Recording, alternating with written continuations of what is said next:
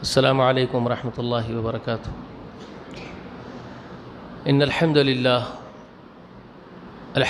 رب العالمین والصلاة والسلام علی سیدنا نبینا محمد وعلی آل محمد وبارک وسلم، اما بعد فاعوذ باللہ السمیع العلیم من الشیطان الرجیم۔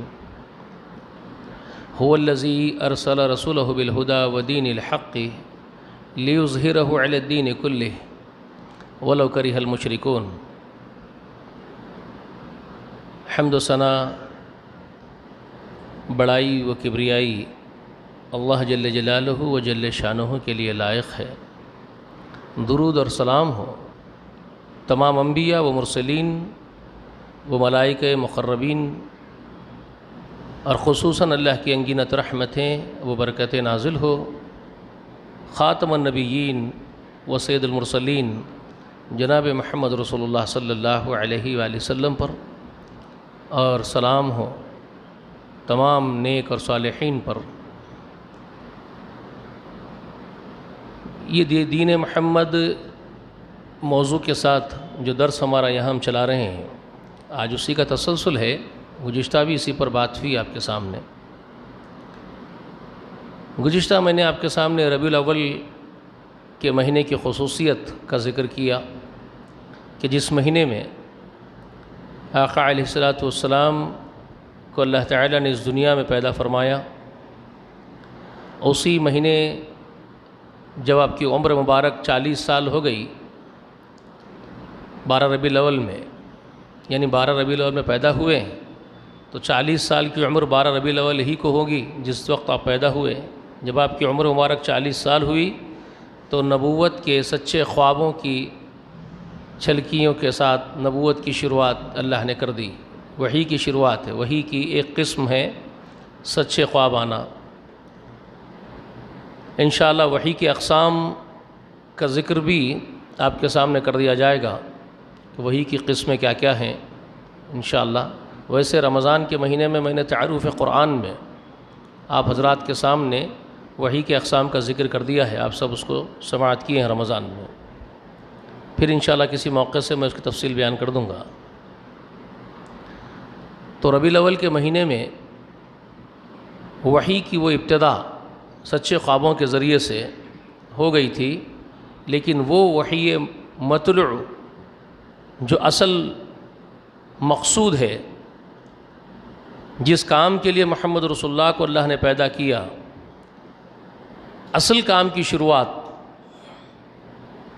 اصل کتاب کی وحی کی شروعات، پھر وہ 6 مہینے بعد ربیع الاول کے رمضان کے مہینے میں اس قرآن مقدس کی وحی کی شروعات ہوئی۔ جس وقت محمد رسول اللہ صلی اللہ علیہ وآلہ وسلم پر پہلی وحی نازل ہوئی، اس وقت آپ کی عمر مبارک 40 سال 6 مہینے تھی۔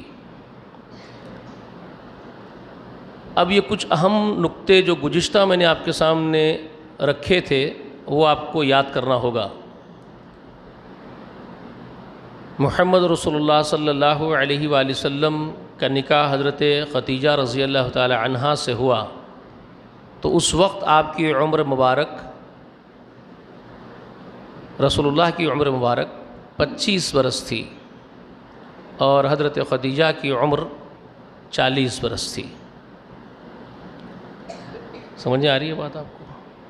حضرت خدیجہ اس وقت 40 سال کی تھی جس وقت محمد رسول اللہ صلی اللہ علیہ وآلہ وسلم یعنی محمد بن عبداللہ کے نکاح میں آئی تھی۔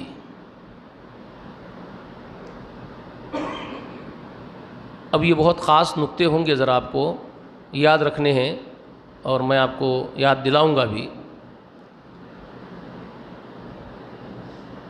حسب معمول جس طرح غار حرا میں جا کر کے میں نے آپ سے کہہ دیا گزشتہ کہ یہ قرآن کی وحی کے 3 سال پہلے سے ہی آپ علیہ الصلاۃ والسلام غار حرا میں جا کر کے رمضان کا اعتکاف کر رہے تھے، پورا رمضان وہیں پر گزار رہے تھے اللہ کی عبادتوں میں۔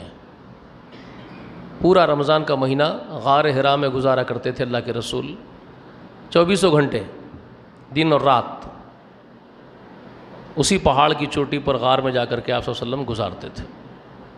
جب آپ کی عمر مبارک 37 برس تھی آپ نے یہ شروع کر دیا تھا، اور اس کی وجہ ہے میں نے آپ کو بتا دی۔ آپ کے دل میں وہ جذبات ٹھاٹے مار رہے تھے جو حق کی تلاش کا جذبہ ہوتا ہے۔ قوم کی گمراہی آپ کو تڑپاتی تھی، بے چین کر دیتی تھی، قوم کے بدعملیوں سے آپ مضطرب اور بے چین رہتے تھے۔ آپ چاہتے تھے کہ کوئی ایسا ایک بین راستہ میری قوم کے سامنے آ جائے، مگر آپ کے سامنے کوئی راستہ تھا نہیں کہ آپ جانتے نہیں تھے کیا کریں گے، لیکن محنت اور کاوش برابر کرتے رہے تھے۔ میں نے آپ سے کہا کہ ایک انجمن بنائے تھے، ایک انجمن قائم کرے تھے نوجوانوں کو لے کر کے، لوگوں کی اصلاح کرنے کے لیے۔ ایسے کام آپ ایکٹیوسٹ تھے، آپ برابر ایکٹیوسٹ تھے، آپ برابر کوشش اور کاوش کرتے رہتے تھے کہ اصلاح ہو میری قوم کی، لیکن قوم نہ سننے تیار تھی پہلے سے، نہ سمجھنے تیار تھی۔ تو اسی بے چین اور اضطراب کے حالت میں آپ رمضان کی عبادتوں میں کم سے کم اپنے اللہ سے لو لگا کر کے یہ دنیا سے اپنے آپ کو کاٹ کر کے اپنے رب سے جوڑ لیتے تھے،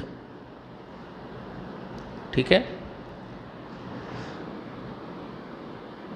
اس رمضان بھی وہی ہوا جو حسب معمول آپ کر رہے تھے۔ غار حرا میں جا کر کے آپ تشریف فرما ہوئے۔ اب وحی کب اتری ہے رمضان میں؟ پہلی وحی قرآن کی، اور وہ کون سی وحی ہے؟ اقرا باسم ربک الذی خلق والی سورۃ العلق جس کو کہا جاتا ہے، جس کا نام سورۃ العلق ہے، اس کی ابتدائی 5 آیات سب سے پہلے جبرائیل امین لے کر کے محمد رسول اللہ کے پاس تشریف لائے۔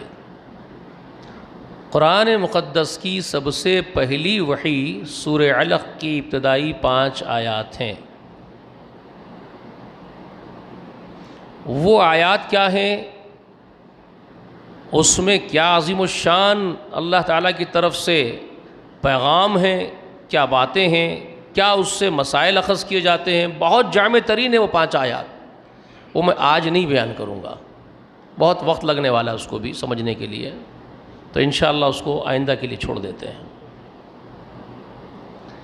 میں اب آپ کو یہ بتا رہا ہوں کہ وحی کا نزول رمضان میں ہوا، اس میں کسی کو کوئی اختلاف نہیں ہے، مورخین کو، تاریخ لکھنے والوں کو، محدثین کو، کسی کو اختلاف نہیں ہے کہ رمضان کے مہینے میں قرآن کے اترنے کا سلسلہ، پہلی وحی کا شروعات رمضان کے مہینے میں ہوئی۔ اور اختلاف اگر کوئی کر بھی لے، اولاً تو میں یہ کہہ رہا ہوں کہ کسی کو اختلاف ہے ہی نہیں، لیکن چونکہ دور حاضر میں کوئی اٹھ سکتا ہے اختلاف کرنے والا، اور لوگ کر بھی رہے ہیں، عجیب عجیب حرکتیں کر رہے ہیں، تو اس سے کوئی بعید نہیں کہ لوگ نہیں کریں گے۔ اگر کوئی کر بھی لے تو اس کا اختلاف مردود ہوگا، قابل رد ہوگا، قابل قبول بالکل بھی نہیں ہوگا۔ اس کا سبب، اس کی وجہ یہ ہے کہ خود قرآن مقدس نے اس کو بیان کر دیا ہے علانیہ طور پر۔ اب قرآن میں اگر کوئی بات اللہ تعالیٰ علانیہ کسی کو خبر دے دے اور بیان کر دے تو اس سے اختلاف کرنا کفر ہے۔ میں نے آپ کو گزشتہ بھی کہا، قرآن کی کسی بات کا انکار کرنا سری کفر ہے، تو وہ کرے گا تو مردود ہوگا۔ رب اعلیٰ وعظیم نے کلیئرلی اس کو بیان کر دیا۔ رمضان کے مہینے کا نام لے کر کے اس مہینے کی ذکر کے ساتھ اللہ تعالیٰ نے قرآن مقدس کی وحی کا ذکر کر دیا، نزول قرآن کا ذکر کر دیا۔ سورۃ البقرہ میں آیت نمبر 185 ہے، جس میں اللہ تبارک و تعالیٰ ارشاد فرماتے ہیں، شہر رمضان الذی انزل فیہ القرآن ھدی للناس وبینات من الھدی والفرقان فمن شہد منکم الشہر فلیصمہ۔ اللہ نے واضح بیان کر دیا، رمضان کا مہینہ وہ مہینہ ہے جس میں ہم نے قرآن کو نازل کیا ہے۔ قرآن نازل ہونے کا مہینہ رمضان ہے، یہ اللہ نے بیان کر دیا، کوئی اور مہینہ نہیں۔ اب بھلے ہی لوگ اختلاف کریں، اٹھ پٹان بک بک کریں، پیدا ہو رہے ہیں اختلافات کرنے والے، اٹھ پٹان باتیں کرنے والے پیدا ہوتے ہی رہیں گے، شاید یہ تقدیر ہے۔ قرآن کی معنوی تحریف کی جاتی رہتی ہے۔ اب دیکھیے آج کا دن 12 ربیع الاول کا دن ہے، ربیع الاول کی 12 تاریخ ہے، لوگ جشن منا رہے ہیں، جھنڈے لے کے ناچ رہے ہیں، ادھم مچا کے رکھ دیے ہیں۔ ذرا شہر میں جا کے دیکھیے، آپ بازو کھڑے ہو کے بات کریں گے تو آپ کی آواز نہ آپ کو نہیں سنائی دے گی، آپ کی آواز آپ کو نہیں سنائی دے گی، یہ ادھم مچا کے رکھے ہوئے ہیں، شور و غل۔ اور یہ اس طرح کی ہوٹنگ کرنا، اس طرح کا شور و غل کرنا، یہ اسلامی طریقہ ہے ہی نہیں، یہ تو مشرکان عرب اور جاہلوں کا طریقہ ہے۔ مسلمان تو شائستہ دین اختیار کرے ہوئے ہیں صدیوں سے، 1400 برس پہلے سے رسول اللہ نے شائستگی سکھا دی تھی، ہمارے آقا نے۔ وہی شائستگی مسلمانوں کے دین میں بھی ہے، ان کی فطرت میں بھی ہے، ان کے نیچر میں بھی ہے۔ وقار ہے، پر وقار امت ہے یہ چھچوری امت نہیں ہے، یہ بد اخلاق امت نہیں ہے، یہ با اخلاق امت ہے رسول اللہ کی، با وقار امت ہے۔ یہ پتہ نہیں کہاں سے لا کر کے یہاں گھسڑ دیے گئے شیاطین۔ یہ علماء سوء اور برے علماؤں نے امت کو بگاڑ دیا، اپنے پیٹوں میں جہنم کی آگ بھرنے کے لیے انہوں نے امت کو غارت کر دیا، انہوں نے بد اخلاق بنا دیا، جاہل بنا دیا۔ حشر کے دن پتہ چلے گا ان کو انہوں نے کیا کیا ہے۔ اور معنوی تحریف قرآن مقدس کی انہی برے علماؤں نے کی ہے لوگوں کے سامنے، یہ کرتے ہی رہتے ہیں۔ انہوں نے ان کو ورغلایا قرآن پیش کر کے، قل بفضل اللہ وبرحمتہ فبذلک فلیفرحوا، یہ ٹکڑا پیش کر دیا انہوں نے ان کے سامنے قرآن میں سے یہ ٹکڑا ان کے سامنے رکھ دیا جاہل امت کے سامنے، جو جاہل تھے ہی بیچارے، عوام الناس ہے۔ یہ زیادہ خسروار نہیں ہے خسروار، لیکن ان سے بڑے خسروار وہ دھوکے باز علماء ہیں جو ان کو دھوکہ دیتے ہیں قرآن کے ذریعے سے، ان کو ورغلاتے ہیں۔ ان کو معلوم نہیں ہے نا، یہ تو سیکھنے کے ان کے پاس بیٹھتے ہیں۔ آپ یہاں آ کر کے بیٹھے اور میں یہاں بیٹھ کر کے آپ کو گمراہ کر رہا ہوں تو سارا وبال تو میرے سر جائے گا، آپ تو بعد میں خسروار ہوں گے، پہلا میں ہوں جاؤں گا نا، سیدھی سی بات ہے۔ تو اسی طرح سے انہوں نے، ان برے علماؤں نے امت کو ورغلا کر کے گمراہ کر دیا۔ انہوں نے قرآن کا ٹکڑا ان کے سامنے رکھ دیا، قل بفضل اللہ وبرحمتہ فبذلک فلیفرحوا، یہ کہہ کر کے انہوں نے کہا کہ دیکھو قرآن میں یہ بات ہے، اللہ نے فرمایا کہ نبی کی پیدائش پر جشن مناؤ۔ تو یہ بیچارے یہ سمجھ گئے کہ قرآن میں حکم ہے کہ نبی کی پیدائش پر جشن مناؤ، تو ہم کیوں نہ جھنڈے لے کر کے ناچیں، ہم کیوں نہ جلوس نکالے، اور کیوں نہ ہم سڑکوں پہ بھاگیں۔ اور انہوں نے یہ بھی نہیں کہا، کم سے کم یہ تو کہہ دیتے کہ بابا خوشیاں مناؤ کا مطلب یہ نہیں ہے کہ تم ناچو کودو جھنڈے لے کر کے اور لوگوں کو تکلیفیں دو، روڈ بلاکس، روڈوں کو بند کر دو، سڑکوں کو بند کر دو، لوگوں کو اذیتیں پہنچاؤ، ایسا مت کرو۔ یہ بھی انہوں نے نہیں کہا جب یہ کر رہے تھے، عوام الناس جب یہ کام کر رہی تھی ان کی، اس وقت انہوں نے اس برائی سے بھی نہیں روکا ان کو۔ آج یہ مگرمچھ کے آنسو بہانے کا ڈھونگ کر رہے ہیں، آج یہ کہہ رہے ہیں کہ ہم نے ان کو ایسا کرنے کے لیے نہیں کہا تھا، ہم نے ان کو ڈی جے بجانے کے لیے نہیں کہا تھا، ہم نے ان لوگوں کو ایسا کرنے کے لیے نہیں کہا۔ اب بول رہے ہو ایسا مت کرو، ایسا کرنا غلط ہے۔ جس وقت یہ شروع ہوا اس وقت اگر تم پوری طاقت سے روکتے، پورے زور سے روکتے کہ یہ غلط ہے، تمہارا حرام ہے، تو شاید تمہارے لوگ بچ جاتے۔ لیکن جب تم نے دھوکہ دیا، کہا کہ قرآن میں ہے جشن مناؤ، تو یہ دیوانے جشن منانے کے نکل گئے۔ اب ان کا دھوکہ آپ کو سمجھنا ہوگا کہ انہوں نے جو فراڈ کیا ہے، دھوکہ دیا ہے انہوں نے، قرآن مقدس کے ٹکڑے کو پیش کر کے، ایک جز کو آیت کے پیش کر کے، قل بفضل اللہ وبرحمتہ فبذلک فلیفرحوا، یہ محمد رسول اللہ کی پیدائش پہ جشن مناؤ کے حکم کے لیے ہے ہی نہیں۔ میں اللہ کے گھر میں بیٹھ کے محراب میں بیٹھ کر کے جس میں محمد رسول اللہ صلی اللہ علیہ وسلم نماز پڑھایا کرتے تھے، خلفائے راشدین جس مصلی پر کھڑے ہو کر نمازیں پڑھایا کرتے تھے، میں وہاں بیٹھا ہوں بھائی، اور میرا رب مجھے دیکھ رہا ہے، مجھے اس کی خشیت، اس کا خوف ہے، کسی مخلوق کا ڈر نہیں ہے۔ اللہ کی قسم، یہ آیت مبارکہ میں یہ حکم نہیں ہے کہ محمد رسول اللہ کی پیدائش پہ جشن مناؤ، ہرگز نہیں، جھوٹ بول رہے ہیں یہ لوگ۔ پھر یہ آیت کیا ہے میں آپ کو بتاتا ہوں۔ اللہ رب کبریا فرماتے ہیں، اس سے پہلے کی آیت بھی پڑھنی پڑے گی آپ کو، اس کو سمجھنے کے لیے اس کو بھی پڑھنا پڑے گا۔ یہ سورہ یونس میں ہے اور آیت نمبر 58 ہے، 58، اور اس سے پہلے کی آیت کریمہ 57 ہے سورہ یونس کی، آپ کو وہاں سے پڑھنا پڑے گا۔ اللہ رب العالمین ارشاد فرماتے ہیں، یا ایھا الناس قد جاءتکم موعظۃ من ربکم وشفاء لما فی الصدور وہدی ورحمۃ للمؤمنین قل بفضل اللہ، یہ 57ویں آیت کریمہ ہے۔ اس کے بعد قل بفضل اللہ وبرحمتہ فبذلک فلیفرحوا هو خیر مما یجمعون، یا ختم ہوتی ہے، یا ختم ہوتی ہے آیت کریمہ۔ کیا مطلب ہے اس کا؟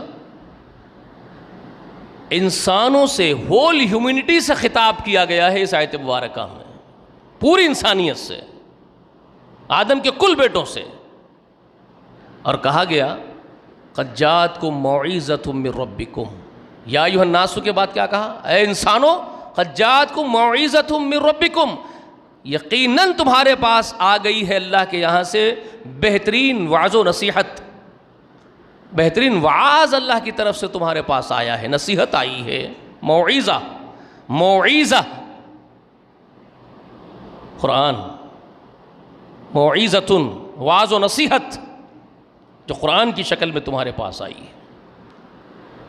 اور تمام مفسرین جتنے ہیں، روز اول سے صحابہ اکرام سے لے کر کے اب تک، سبوں نے لکھا ہے موعظہ سے قرآن مقدس مراد ہے۔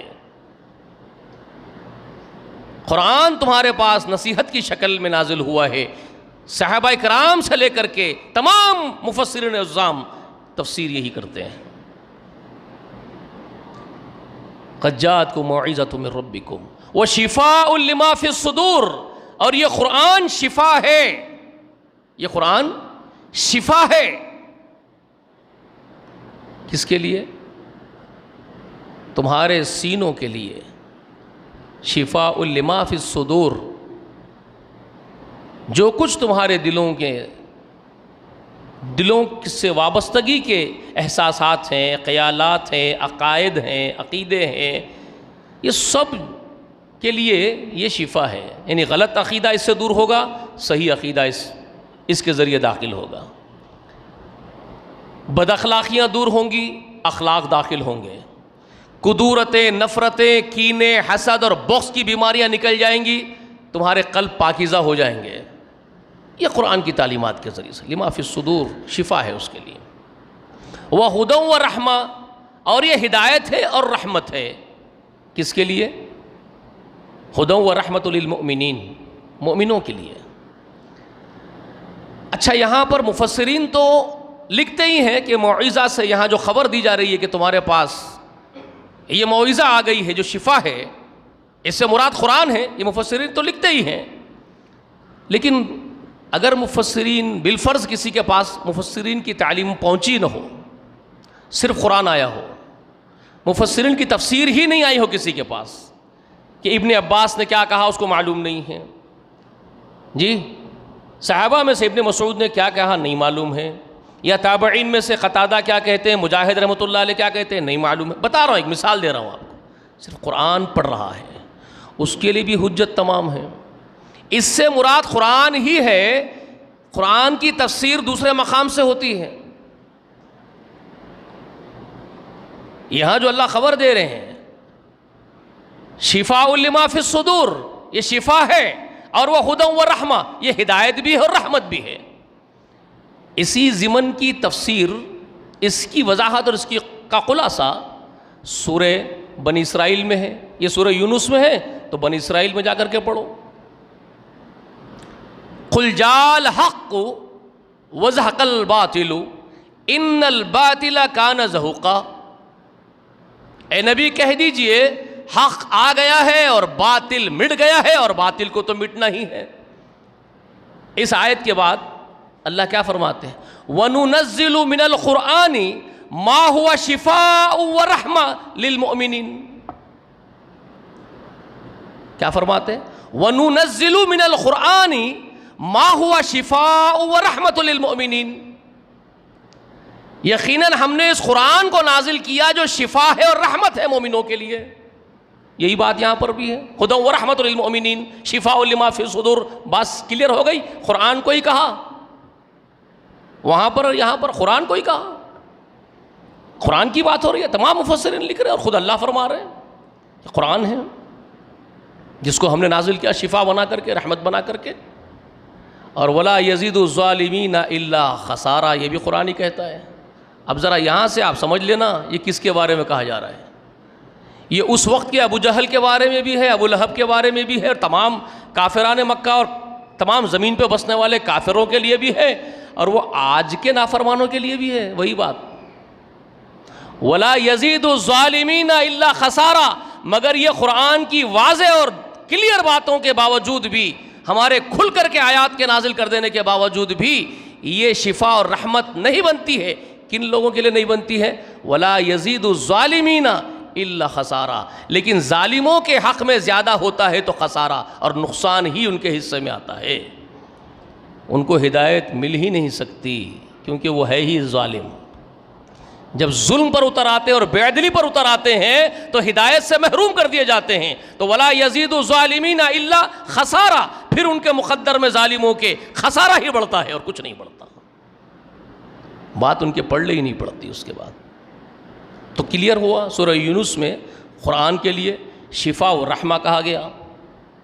جی اب دوسری آیت میں اسی کی اور مزید تفصیل بیان کرتے ہوئے اس کلام کو آگے بڑھاتے ہوئے اللہ فرماتے ہیں، قل، میرے نبی محترم کہہ دیجئے ان سے، بفضل اللہ وبرحمتہ، یہ اللہ کے فضل سے ہے اس قرآن کا اترنا، آپ کا نبی بنایا جانا، آپ پر وحی کا اترنا، آپ کو یہ قرآن ہمارا عطا کرنا، اور آپ کے ذریعے سے ایمان والوں تک یہ قرآن کا پہنچنا، اور اس کے ذریعے سے ایمان والوں کو ہدایت مل جانا اور ان کے دلوں کی پاکیزگی ہو جانا، یہ ساری چیزیں، یہ کیفیات، قل بفضل اللہ، یہ اللہ کے فضل سے ہے، وبرحمتہ، اور اسی کے مہربانی سے ہے۔ ایمان والوں کے دل میں یہ میری باتیں اتر جانا، اور میں اتار دیتا ہوں اس قرآن کے ذریعے سے، ان کو توفیق دے دیتا ہوں، ہدایت دے دیتا ہوں، اور وہ پھر میری طرف پلٹ جاتے ہیں اور ان کے دل باغ باغ ہو جاتے ہیں، خوش و خرم ہو جاتے ہیں، ان کے دل میں قرآن اتر جاتا ہے، ان کے دل بیماریوں سے پاک ہو جاتے ہیں، کینوں سے، کدورت سے، بغض سے، کپٹ سے، بدعقیدگیوں سے، غیر اللہ کی محبت سے، ان کے دل پاک ہو جاتے ہیں، ان کے دل میں اللہ کی محبت جاگتی ہے، ان کے دلوں میں اللہ تعالیٰ کا خوف جاگتا ہے، ان کے دلوں میں اللہ کے سامنے کھڑے ہونے کا لرزہ اور ترزہ پیدا ہوتا ہے، خشیت پیدا ہوتی ہے۔ تو یہ ساری ہدایت میری ہے، میں دیتا ہوں۔ قل بفضل اللہ، تو کہہ دیجئے اللہ کا فضل ہے تمہارے اوپر، وبرحمتہ، اور اس کی مہربانی ہے تمہارے اوپر۔ سمجھ میں آ رہی ہے بات آپ کی؟ یہ جو قرآن موعظہ بنتا ہے مومنوں کے لیے، واعظ و نصیحت ثابت ہوتا ہے، دلوں کو پاک کرتا ہے، بیماریوں سے صاف کرتا ہے، اور ہدایت و رحمت بنتا ہے، تو یہ کس کے فضل سے بنتا ہے؟ قل، نبی کہہ دو، بفضل اللہ، یہ رب کے فضل سے بنتا ہے، وہ برحمتہ، اور اس کی رحمت سے ہوتا ہے۔ تو اس کے بعد اللہ فرماتے ہیں فَبِذَلِكَ فَلْيَفْرَحُوا، تو سب سے بڑی نعمت ہے یہ میری طرف سے توفیق کا مل جانا، ہدایت کا مل جانا، قرآن تمہارے سینے میں اتر جانا اور تمہارے دلوں سے بیماری اور امراض کو نکال دینا، تمہارے دلوں کا تزکیہ کر دینا، یہ میری مہربانی ہے، تو یہ سب سے بڑی نعمت ہے میری۔ تو فَبِذَلِكَ فَلْيَفْرَحُوا، تو تم اس پر خوشیاں مناؤ، اس میری ہدایت پر، اس میری نعمت پر خوشیاں مناؤ، خوش ہو جاؤ کہ تم جنت میں جانے کے قابل بن رہے ہو، تمہارا تزکیہ ہو رہا ہے، تم پاک ہو رہے ہو، تم اللہ کے قریب جا رہے ہو، تو اس پر خوش ہو جاؤ تم۔ فَبِذَلِكَ فَلْيَفْرَحُوا، یہ ہے اس کا معنی قرآن کی اس آیت کا، یہ اس کے میننگ ہے۔ سمجھ رہے ہیں آپ؟ قرآن کے اس مقام کے میننگ یہ ہے کہ تم خوش ہو جاؤ کہ تم اللہ کے مقرب بندے بنتے جا رہے ہو۔ تم ایمان میں ترقی پا رہے ہو، تم فوز عظیم کے طرف، کامیابی کی طرف جا رہے ہو، تو فَبِذَلِكَ فَلْيَفْرَحُوا، تو تم اس پر خوش ہو جاؤ. هُوَ خَيْرٌ مِّمَّا يَجْمَعُونَ، اور یہ سب سے بہتر ہے مومنو تمہارے سارے جمع پونجیوں سے. جو بھی جمع پونجی تمہارے پاس دنیا میں ہے، تو یاد رکھو یہ دنیا کی جمع پونجی دنیا میں رہ جائے گی، مگر تم جو جمع کر لے رہے ہو اپنے سینے کے اندر میری محبت، میرے کلام کی عظمت، میرے کلام پر عمل پیرا ہونا، میرے نبی کی اطاعت کرنا، یہ جو تم جمع کر رہے ہو اپنے لیے، یہ اس دنیا فانی سے کئی گنا بہتر چیز تم جمع کر رہے ہو. ہوا خیر مما یجمعون، یہ ہے اس کا خلاصہ اس آیت مبارکہ کا. سمجھ میں آئی بات آپ کو؟ اس کو پکڑ کر کے لگا دیا ان بیچاروں کو اچھلنے کودنے میں. نبی کی آمد پر جشن مناؤ، قرآن میں اللہ بول رہا ہے تو یہ بولے نعرے تکبیر. ہو گیا شروع ان کا. پھر نعرے تکبیر تو غنیمت تھا، اس سے نعرے اور آگے بڑھ گئے، نعرے غوث، نعرے حیدری. کفر کے نعرے بھی لگنے شروع ہو گئے، شرک کے نعرے بھی لگنے شروع ہو گئے. یہ شرکیہ نعرے ہیں، نعرے غوث، نعرے حیدری وغیرہ جو ہوتے ہیں، یہ کفریہ شرکیہ نعرے بھی یہ لوگ لگانے شروع کر دیے. ان ظالموں نے کبھی ان کو اس بات سے آگاہ نہیں کیا کہ تمہاری یہ حرکتیں غیر شرعی ہے، رک جاؤ. روکا بھی نہیں. اور کیسے روکتے؟ ان کی چاہت یہی پھیلانا ہے، کیونکہ اس کے ذریعے سے ان کی آمدانی ہوتی ہے، دنیا میں فنڈنگ آتی ہے، مال جمع ہوتا ہے سرغنوں کے پاس. عوام کو کچھ نہیں معلوم کیا جمع ہوتا ہے ان کے پاس. وہ اوپر جو بیٹھے ہوئے ان کو معلوم، چودھریوں کو، کہ اس کے ذریعے کیا کیا آتا ہے. تو وہ روکتے کیوں؟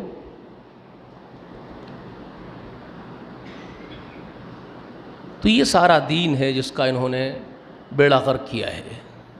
دین محمد صلی اللہ علیہ وسلم کا انہوں نے بیڑا غرق کیا ہے. یہ مجرمین ہیں. تو اس طرح کی تحریفات میں نے کہا کہ یہ کرتے ہی رہتے ہیں. ایک جگہ نہیں کرتے ہیں، کئی جگہ کرتے ہیں. ٹھیک ہے؟ یہ مانوی تحریف کرتے ہی رہتے ہیں، بہت سارے جگہ کرتے ہیں. میں آپ کو کئی چیزیں بتانے والا ہوں کہ آگے جا کر کے کہاں کہاں تحریفات کرتے ہیں، کس طرح عقیدے میں گڑبڑ کر دیتے ہیں، عقیدے کو بدل دیے. محمد رسول اللہ صلی اللہ علیہ وسلم نے جو پوری زندگی کی محنت کر کے اپنی امت کو جو عقیدہ دیا تھا، جس عقیدے پر کھڑا کیا تھا اپنی ملت کو رسول اللہ نے، انہوں نے وہ عقیدہ ہی کھینچ لیا ان کے پیروں کے نیچے سے.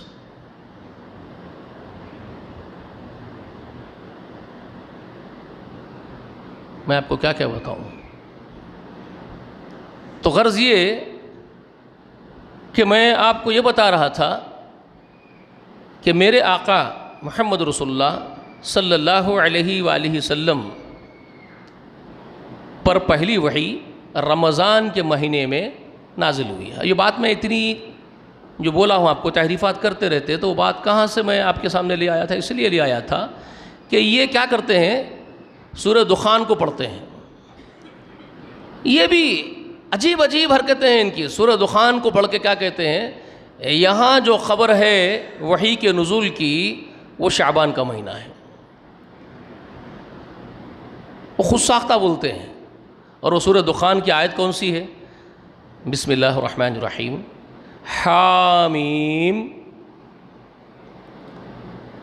والکتاب المبین انا انزلناہ فی لیلۃ مبارکۃ انا کنا منذرین فیہا یفرق کل امر حکیم امرا من عندنا انا کنا مرسلین.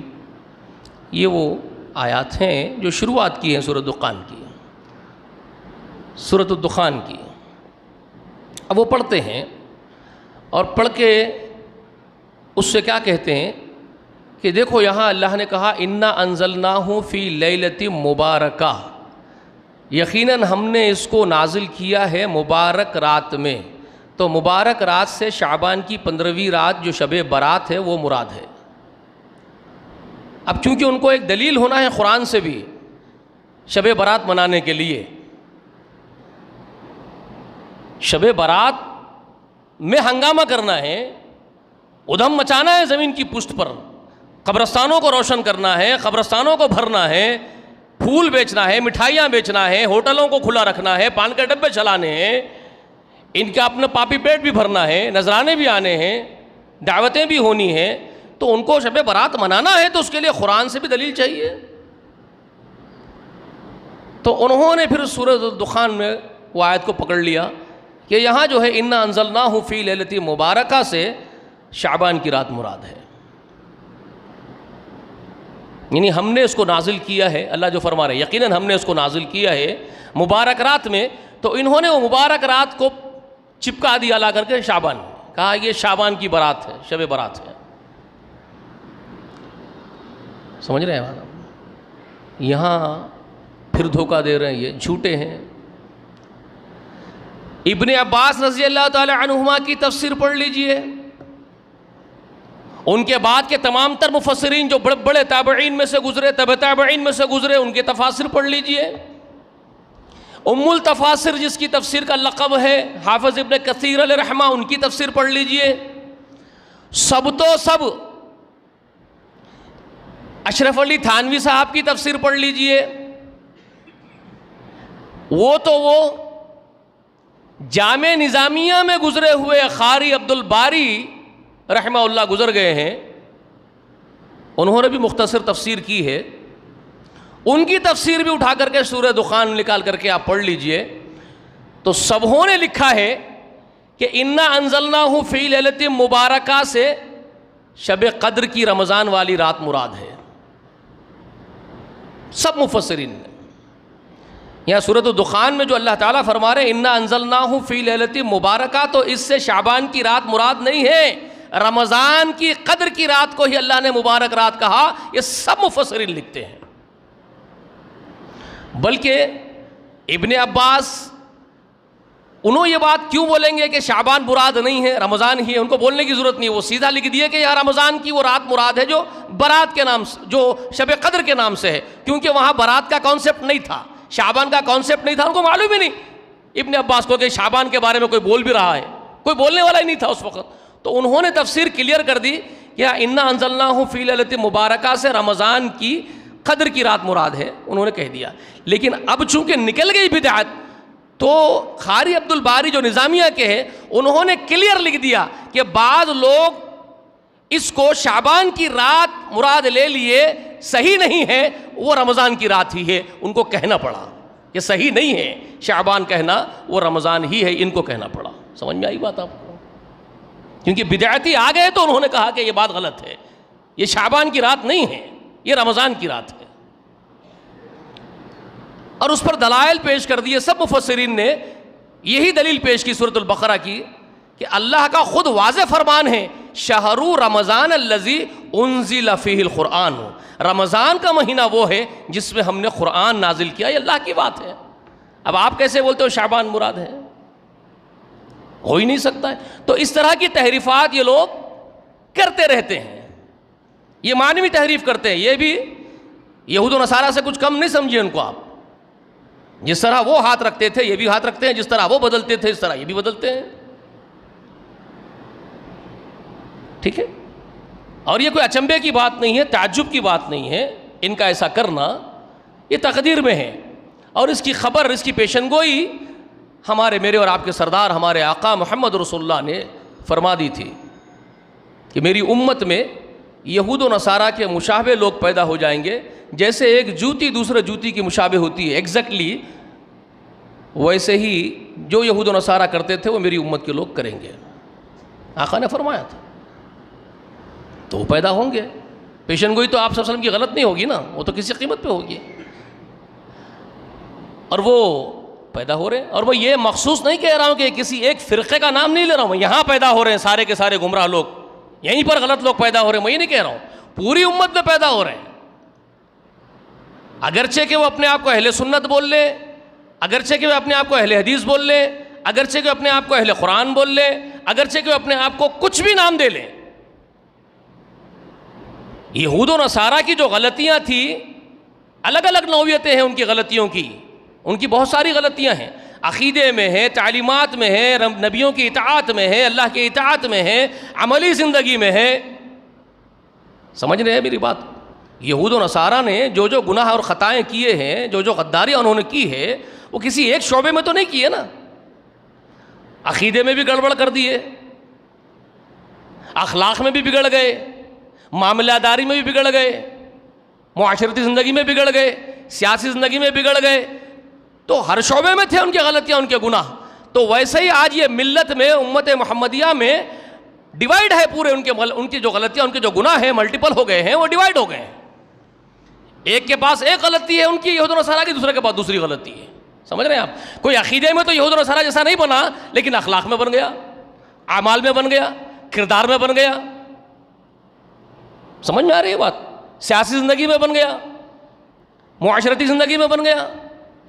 کہیں نہ کہیں سے خیالات یہود و نصارہ کے اس امت کے اندر کسی نہ کسی طبقے میں موجود نظر آئیں گے آپ کو. وہ غلطیاں، وہ گناہ جو انہوں نے کیے ہیں. اب یہ اور بات ہے کہ ہم کالرے اونچے کر کے پار سے بن کے پھریں، اور یہ وہی کر رہے ہیں. ایک جماعت والا دوسری جماعت والے کو کہتا ہے کہ تو یہودی، تو نصرانی، یہ کہتا ہے تو نصرانی، تو یہودی.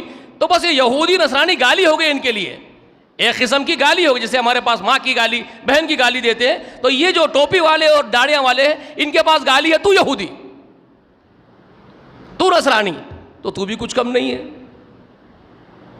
اگر تیری ماں خراب تو تیری ماں خراب. ایک دوسرے کو گالی دیتے بیٹھو، تم سب وہی ہو، ایک حمام کے ننگے. تو میری باتیں ذرا چبھتی ہے لوگوں کو. میں کسی ایک پرٹیکولر کو نہیں کہہ رہا ہوں، اور میری دشمنی کسی پرٹیکولر سے ہے ہی نہیں، اور نہ کسی سے پرٹیکولر دوستی ہے. یاد رکھ لیجئے، نہ میری دوستی کسی سے خاص، نہ میری دشمنی کسی سے خاص. میری محبت اللہ کے لیے، میری قدرت بغض بھی اللہ کے لیے. میں نفرت تو کیا کروں کسی سے؟ نفرت کر کے مجھے کیا ملے گا؟ لیکن گھٹن ہوتی ہے، تکلیف ہوتی ہے کہ تم اس قدر بگڑ گئے، تم اللہ سے، اس کے رسول سے دور ہو کر کے اللہ کے، اس کے رسول کے نافرمان بن گئے، تم اس کے اللہ کے باغی بن گئے. تو تکلیف ہوتی ہے کہ تم ایسا کیوں کر رہے ہو. بس وہ تکلیف ہے. اور وہ تکلیف ایک سگے بھائی کو بھی ہوتی ہے جب اپنا بھائی بگڑ جاتا ہے. ہوتی ہے نا؟ جب کسی کا بھائی، سگا بھائی، خون کا رشتہ ہے، جب بھائی بگڑ جاتا ہے تو بھائی کو تکلیف ہوتی ہے کہ نہیں ہوتی ہے؟ بس وہی تکلیف ہے. یہ سب میرے ہی بھائی ہے، یہ میرے حبیب کے، میرے ہی سردار کے امتی ہے، لیکن بگڑ گئے، تکلیف مجھے ہوتی ہے. کیوں بگڑ گئے بھائی؟ تم کیوں ایسا کر رہے ہو بھائی؟ میرے آقا، آپ کے آقا تو ہم کو یہ نہیں سکھائے تھے جو آپ کر رہے ہو، یہ تو رسول اللہ نہیں سکھائے تھے جو آپ کر رہے ہو.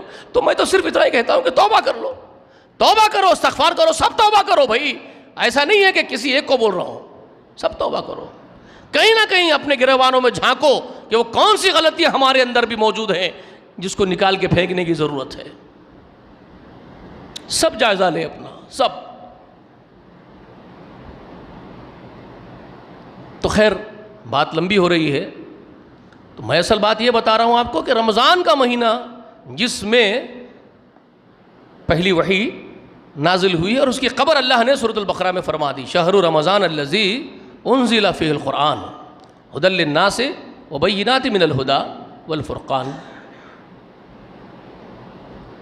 تو اب رمضان میں کب اتری ہے؟ پہلی وحی رمضان میں کب اتری ہے؟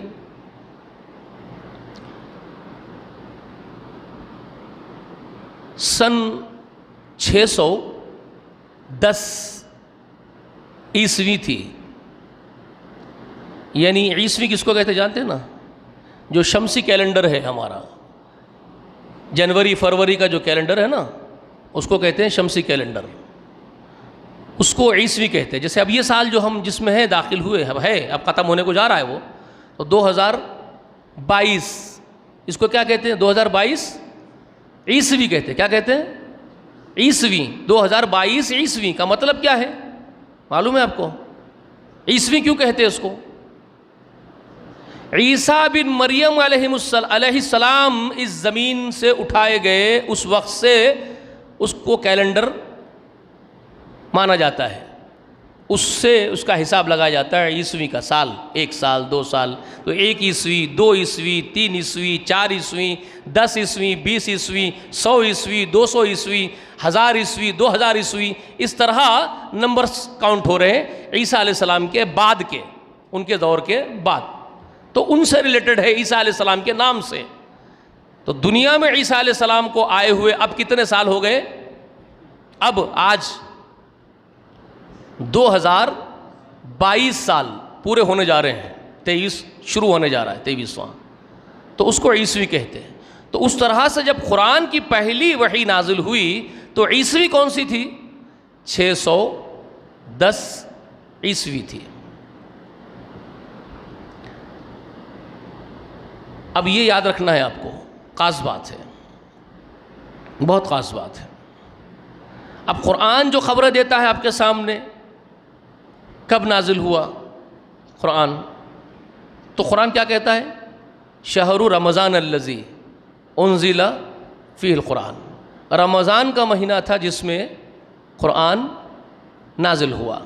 تو اب کوئی اہل عقل تحقیق کرنے والا تحقیق کرنا چاہے گا تو وہ کیا دیکھے گا؟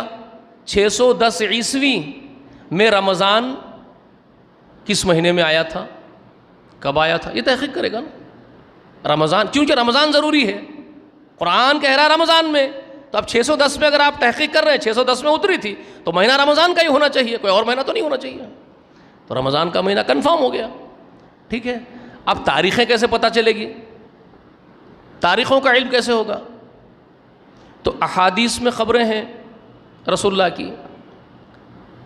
رسول اکرم صلی اللہ علیہ وآلہ وسلم فرماتے ہیں کہ قرآن مقدس کو جس رات میں نازل کیا گیا، جس کی خبر اللہ نے دی ہے، خبر کیا دی اللہ نے رات کے بارے میں؟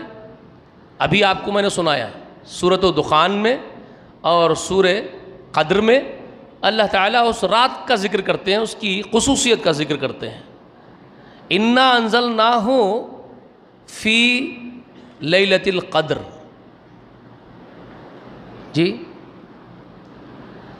اچھا ابھی ایک بات یہاں پر یہ بھی رہ جاتی ہے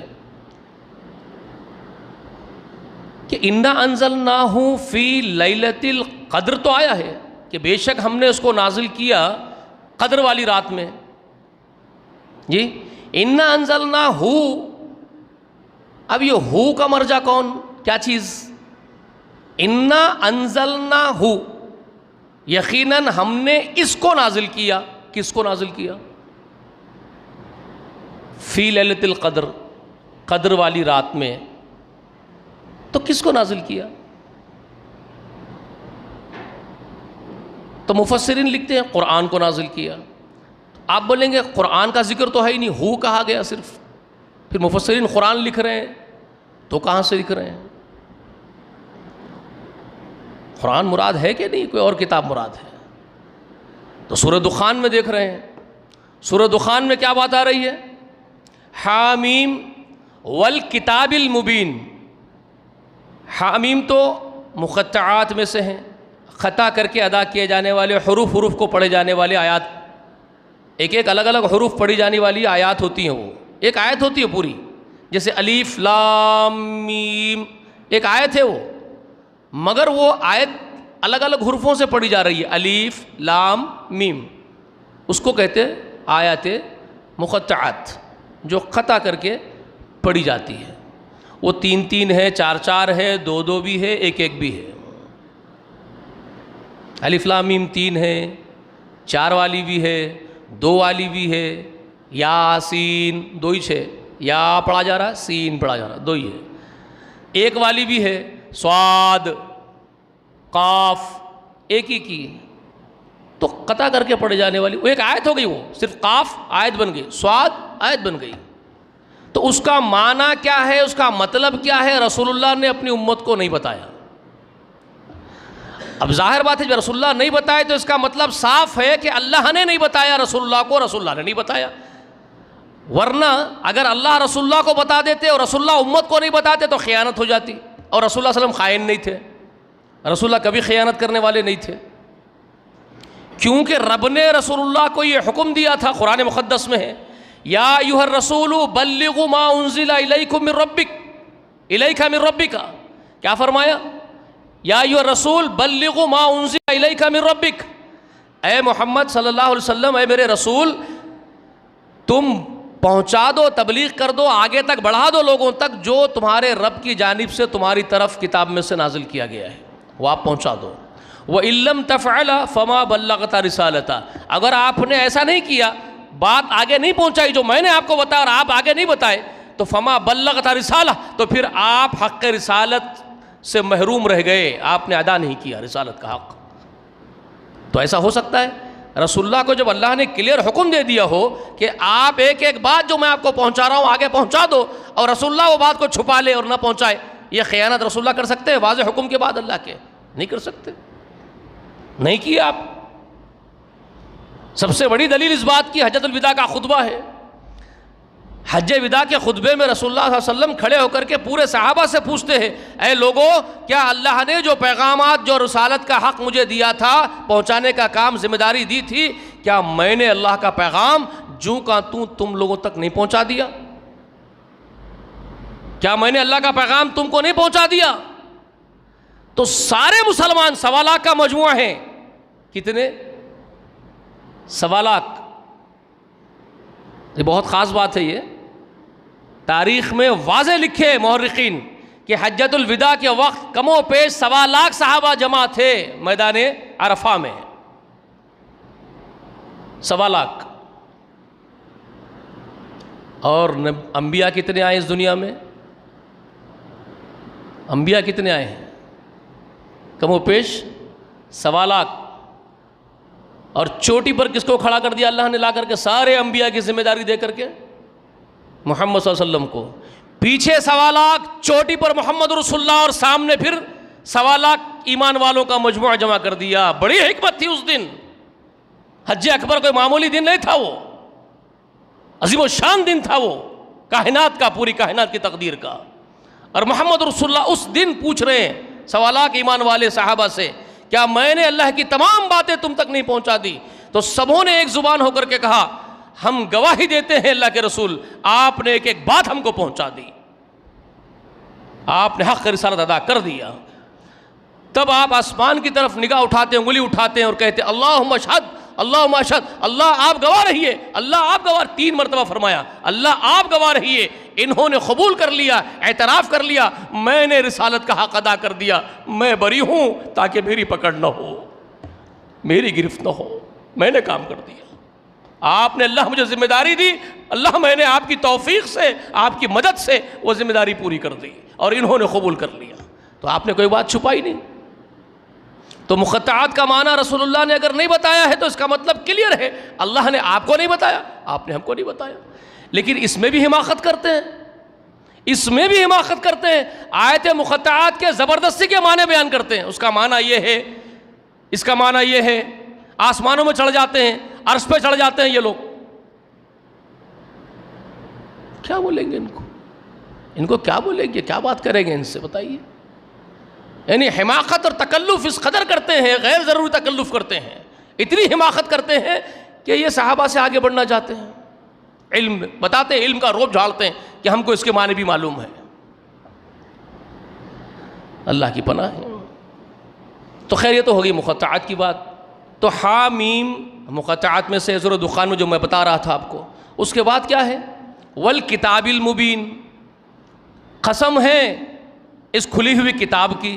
تو یہاں پر بھی قرآن نہیں سمجھ سکتے آپ، والکتاب المبین، اور کتاب جو کھلی ہوئی ہے اس کی قسم ہے، تو کون سی کتاب؟ ہو سکتا ہے لوح محفوظ کو کہہ رہے ہوں۔ کون سی کتاب ہے؟ قرآن ہی مراد ہے، اس کا ذکر کہاں ہے؟ آپ کو پڑھنا پڑے گا سورہ زخرف، سورہ زخرف کی ابتدا میں پڑھنا پڑے گا۔ ایگزیکٹلی یہی سے شروع ہوتی ہے جیسے سورہ دخان شروع ہو رہی ہے۔ حامیم، وہاں پر بھی حامیم، والکتاب المبین، وہاں پر بھی وہی والکتاب المبین، ٹھیک ہے؟ یہاں ہے انا انزلناہ فی لیلۃ مبارکہ، اور وہاں ہے انا جعلناہ قرآنا عربیا لعلکم تعقلون، وہاں آ گئی کلیئر بات۔ والکتاب المبین جو سورہ دخان میں ہے، سورہ زخرف میں کہہ دیا انا جعلناہ قرآنا عربیا، ہم نے اس کو قرآن عربی بنا کر کے اتارا ہے۔ تو یہاں کلیئر ہو گئی کہ یہ جس کی قسم کھا رہے ہیں والکتاب المبین کہہ کر کے، وہ قرآن عربی ہے جو محمد عربی پر اتارا گیا ہے صلی اللہ علیہ وسلم کے۔ کلیئر ہو گئی بات۔ یہاں سے مفسرین لکھتے ہیں کہ انا انزلناہ فی لیلۃ مبارکہ سے قرآن مراد ہے، اور وہ مبارک رات قدر کی رات مبارک ہے، جس کے بارے میں سورہ قدر میں کہا انا انزلناہ فی لیلۃ القدر وما ادراک ما لیلۃ القدر، اور تمہیں کیا معلوم کہ وہ کیا عظیمت والی رات ہے۔ بات سمجھ میں آئی؟ تو رات کی خبر مل گئی، رمضان کی خبر مل گئی پہلی وحی کے لیے کہ کون سے مہینے میں اترا قرآن، رمضان، شہر رمضان الذی انزل فی القرآن، مل گیا۔ کون سی رات میں اترا، تو وہ مبارک اور وہ قدر و منزلت والی رات جس میں قرآن نازل کیا گیا۔ اچھا، اب ایک بات یہاں یہ ہے کہ پورا قرآن بیک وقت اترا کیا اس رات میں؟ جی، جس رات جبرائیل امین محمد رسول اللہ کے پاس پہلی مرتبہ آئے تھے تو وہ تو صرف 5 آیات لے کر کے آئے تھے، وہ تو صرف 5 آیات لے کر کے آئے تھے۔ یہ تو خود رسول اللہ فرماتے ہیں کہ میرے اوپر پہلی آیات جو وہی اتری ہے، بخاری شریف میں ہے، مسلم شریف میں ہے، واضح حدیث، اور بہت سارے محدثین نے اس بات کو نقل کیا ہے کہ پہلی وحی رسول اللہ پر جو نازل ہوئی تھی غار حرا میں، وہ سورۃ العلق کی 5 ابتدائی آیات تھی۔ تو پھر اللہ یہاں پر جو خبر دے رہے ہیں انا انزلناہ فی لیلۃ القدر یا فی لیلۃ مبارکہ، ایک مبارک رات، ایک قدر والی رات جس میں ہم نے قرآن نازل کیا ہے، تو کیا اس رات پورا قرآن اترنے کی خبر ہے؟ ہاں، اس رات پورے قرآن کے اترنے کی خبر ہے، اور اسی رات پورا قرآن لایا گیا، وہاں سے 5 آیات غار حرا میں لائے گئے۔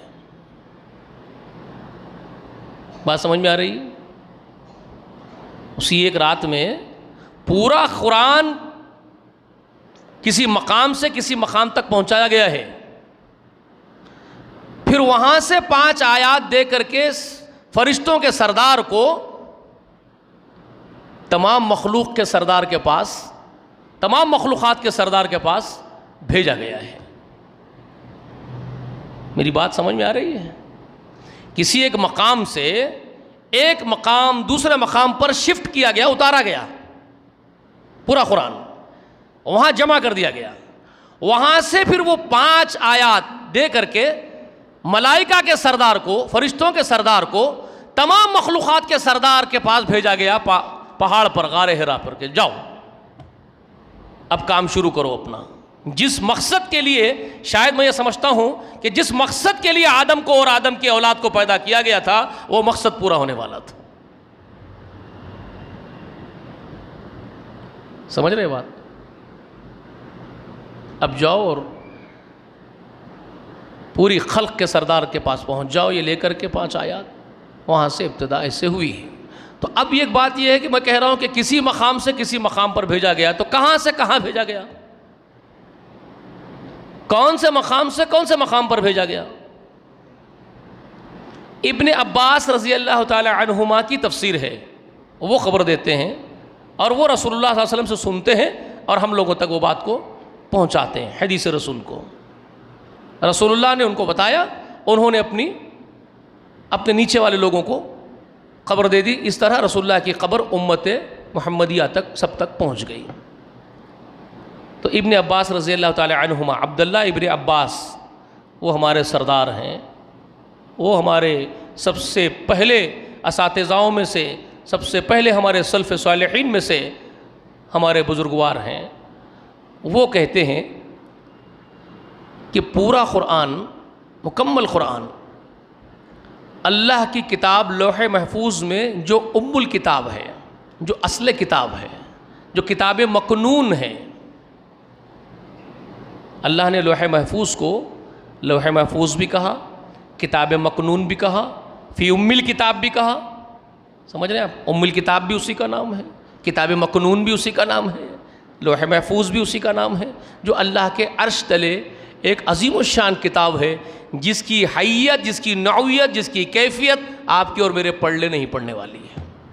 یہ متشابہات میں سے ہیں، یہ جو خبریں ہیں ان کو کیا کہا جاتا ہے؟ متشابہات کہا جاتا ہے. میں وہ آپ کو بتاؤں گا آگے جا کر کے متشابہات کیا چیز ہوتی ہے، کس کا نام متشابہات ہے. تو اب یہ یاد رکھ لیجئے کہ متشابہات ہیں، بعد میں تفصیل بتا دوں گا آپ کو. یہ ہمارے پڑھنے نہیں پڑے گی مخلوق کے، وہ کیفیت کیا ہے اس کی لوح محفوظ کی.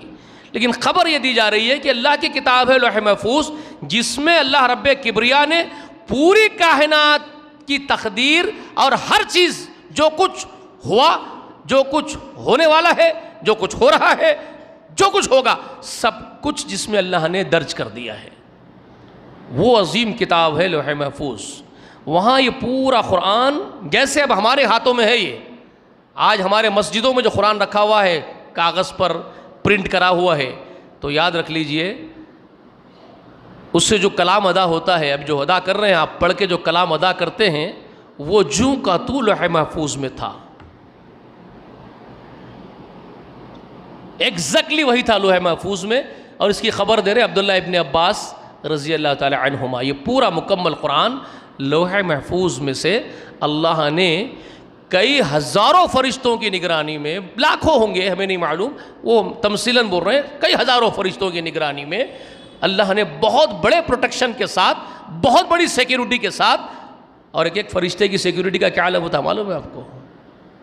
فرشتوں کی سیکیورٹی اور ان کا پروٹیکشن تو آپ یہ سمجھ رہے ہیں کہ ہم جیسے پروٹیکشن ہمارے پاس جیسے فوج لگاتے ہیں، ہمارے پاس جو سیکیورٹی آرمی لگائی جاتی ہے، آپ یہ قیاس مت کیجئے، یہ آپ کے پڑھنے والی باتیں نہیں ہیں. ایک فرشتہ ایسا ہے بھائی کہ کھڑا ہو جائے تو زمین سے آسمان بھر لے، اور پر پھیلا دے تو مشرق سے مغرب بھر لے. ہزاروں فرشتے اگر وہ قرآن مقدس کو ایسے بڑے بڑے لے کر کے گھیراؤ کر کے اس کی پروٹیکشن میں لے کے آ رہے ہو، تو آپ کیا تصور کر سکتے ہیں اس کا؟ وہ کیا عظیم کارروائی ہوگی اس رات کی. وہ جو کارروائی ہوئی ہے اس رات میں، وہ جو انتظام ہوا ہے، پورا قرآن ایک رات میں لے جاؤ تو کیا ایونٹ تھا ہوگا، وہ ایونٹ کیا کارروائی تھی ہوگی، وہ آپ تصور بھی نہیں کر سکتے اس کا. وہ لوح محفوظ سے بھیجا گیا اور عرش کے تلے سے لوح محفوظ سے آیا ہے. ساتوں آسمانوں کے نیچے جو دنیا کا آسمان ہے، ہمارے سروں پر جو آسمان ہے، جس کو ہم کہتے ہیں پہلا آسمان، ہمارے لیے پہلا آسمان، اس کے بعد دوسرا، تیسرا، چوتھا، پانچواں، چھٹواں، ساتواں، اس کے بعد عرش. بہت بڑی بات ہے. تو وہاں سے پہلے آسمان پر ایک گھر ہے، اس گھر کا نام ہے بیت العزہ.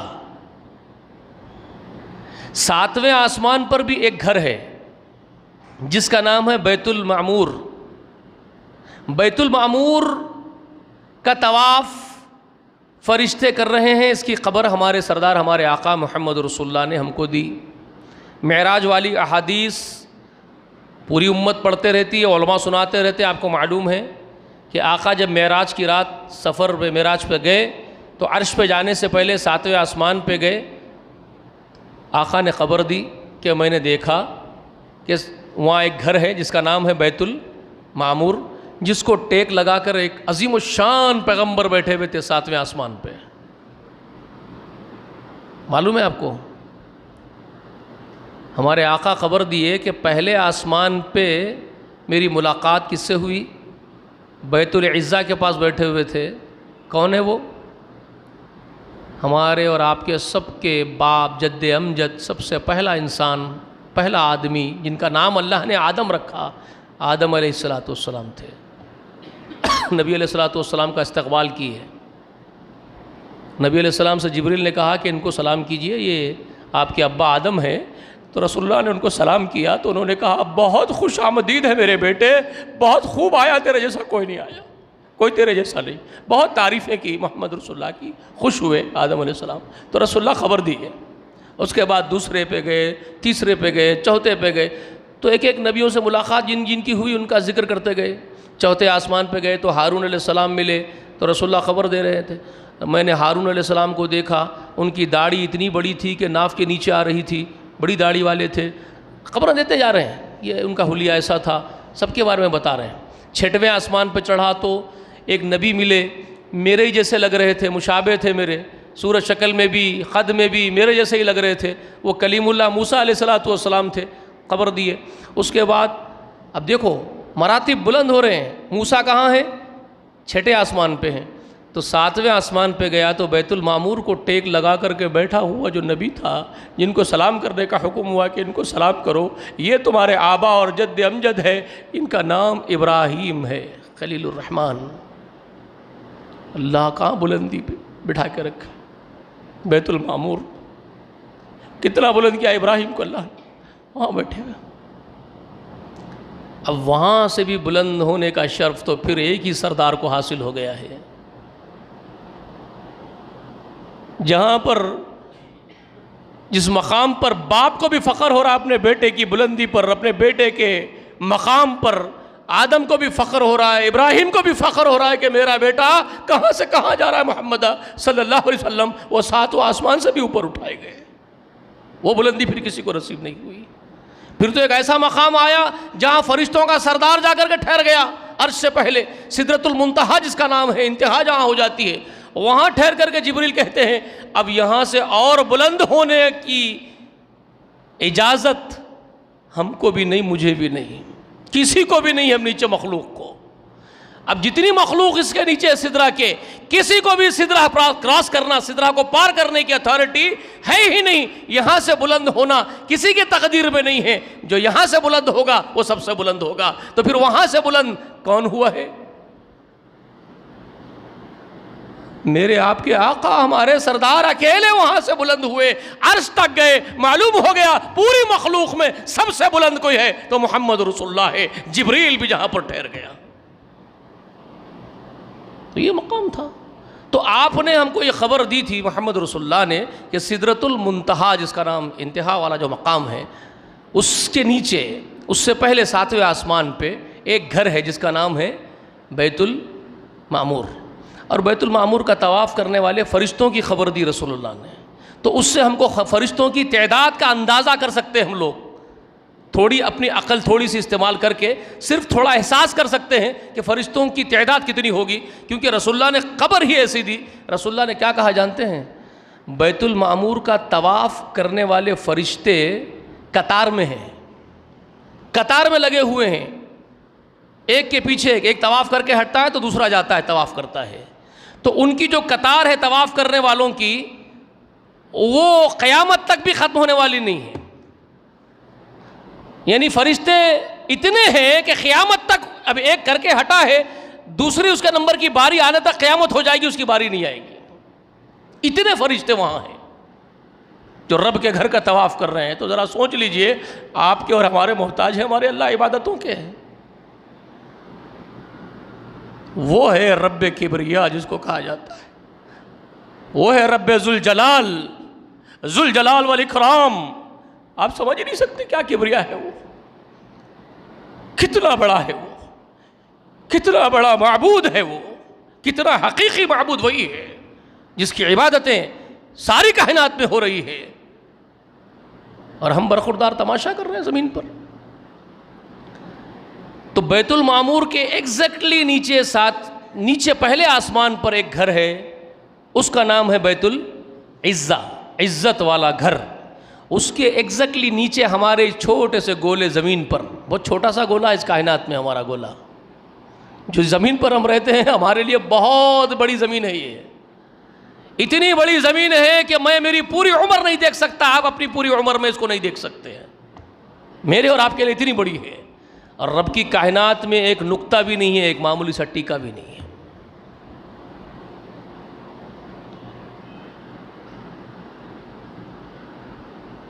اس زمین پر اللہ نے اس کے سینٹر میں ایک پوائنٹ بنا دیا، جو اپنے خلیل کو بھیج کر کے ان کے بچوں کو چھڑوایا، وہاں پر ان کی بیوی کو چھڑایا، پھر وہ حکمتیں تھی اللہ کی، پھر وہاں وہ سینٹر پوائنٹ ایک مرکز توحید کا بلند کروایا، ایک پتھر کو لفٹ بنا کر کے لفٹنگ کروایا، اس کی دیواریں بلند کروائی، اور وہاں ایک بلند گھر اللہ نے خانہ کعبہ کی شکل میں مکہ مکرمہ میں بنوایا، وہ بیت العزہ کے ایگزیکٹلی نیچے ہے۔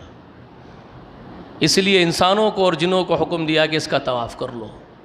زمین پر جب تک رہتے ہو اس گھر کو مرکز بنا لو، اس کا طواف کرتے رہو۔ وہ خانہ کعبہ ہے نیچے بیت العزہ کے۔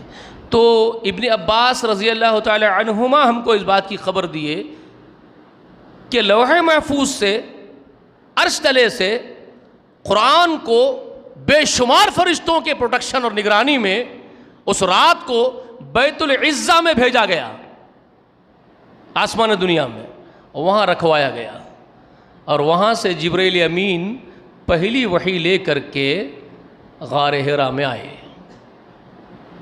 وہ رات کا ہی ذکر ہے، اسی رات کی قبر ہے جو قرآن دے رہی ہے آپ کو۔ اِنَّا أَنزَلْنَاهُ فِي لَيْلَةٍ مُبَارَكَةٍ اِنَّا أَنزَلْنَاهُ فِي لَيْلَةِ الْقَدْرِ کہہ کر کے۔ سمجھ میں آ گئی بات آپ کو؟ کلیئر سمجھ میں آیا؟ یہ ہے وہ رات۔ اب ایک سوال یہ رہ گیا کہ وہ رات رمضان میں کب آتی ہے؟ رمضان میں ہونا کلیئر ہے اس کا، کیونکہ جس رات میں قرآن نازل کر رہے ہیں وہ کس مہینے میں آئے گی؟ ظاہر بات ہے بھائی، جس مہینے میں قرآن اترنے کی خبر قرآن دے رہا ہے وہ اسی مہینے میں تو ہوگی نا رات، کسی اور مہینے میں ہوگی؟ شعبان میں ہوں گی کیا؟ تو کوئی بیوقوفی بولے گا نا۔ اللہ فرما رہے ہیں کہ شہر رمضان الذی انزل فی القرآن، رمضان وہ مہینہ جس میں ہم نے قرآن اتارا، اور کوئی یہ بول رہا ہے کہ انا انزلناہ فی لیلۃ مبارکہ شعبان میں ہے، تو وہ بیوقوفی بولے گا نا۔ ارے وہ رات رمضان میں ہی ہونا اس کا یقینی بات ہے بھائی، کوئی اور بات ہو ہی نہیں سکتی، کیونکہ خبر رمضان کی ہے۔ تو اب رمضان میں کب ہے؟ پہلے عشرے میں ہے، دوسرے عشرے میں ہے، تیسرے عشرے میں ہے، کب ہے؟ تو رسول اللہ کی صحیحین میں، بخاری میں، مسلم میں بے شمار احادیث ہیں، ہماری ماں حضرت عائشہ سے بھی مروی اور دیگر صحابہ سے بھی مروی ہے کہ آخری عشرے میں اس کو تلاش کرو۔ رسول اللہ نے فرمایا کہ اس رات کو جس میں قرآن نازل کیا گیا ہے رمضان کے آخری دہے میں تلاش کرو۔ تو کلیئر ہو گیا اس حدیثوں کے ذریعے کہ یہ آخری دہے میں ہے۔ جی اب آخری دہے میں تاریخ کون سی ہوگی؟ آخری دہے میں 10 دن ہوتے ہیں، تو 10 دنوں میں کون سی تاریخ ہوگی؟ 20ویں روزے کی تو رات آتی ہے، وہاں سے شروعات ہو جا رہی ہے۔ 21ویں رات ہوگی، 22ویں ہوگی، 23ویں ہوگی، 24ویں ہوگی، 25ویں ہوگی، 26ویں، 27ویں، 28ویں، 29ویں، کون سی رات ہوگی؟ 10 راتیں آئیں گی، 9 راتیں آئیں گی، تو کون سی رات ہوگی؟ تو پھر احادیث موجود ہیں، صحیحین کے اندر متفقون روایت موجود ہیں۔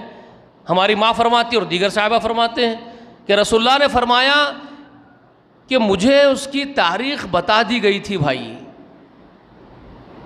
صحیح حدیث ہے، مجھے تاریخ بتا دی گئی تھی، میں تم لوگوں کو بتا دیتا بھی، مگر پھر اچانک 2 بھائی جھگڑ رہے تھے باہر، ان کا جھگڑا چکانے کے لیے اٹھ کر کے میں ان کے جھگڑے میں کود پڑا۔ رسول اللہ فرما رہے ہیں 2 آپس میں آدمی لڑ رہے تو میں ان کی طرف متوجہ ہوا، ان کا جھگڑا چکانے میں لگ گیا، میں ادھر ادھر کرنے میں لگ گیا، اس میں وہ جو مجھے اللہ تعالیٰ رات کا علم دیے تھے وہ اللہ مجھے بھلا دیے، اللہ تعالیٰ نے مجھ سے وہ بھلا دیا۔ اب اللہ کیوں بھلا دیا ہوگا؟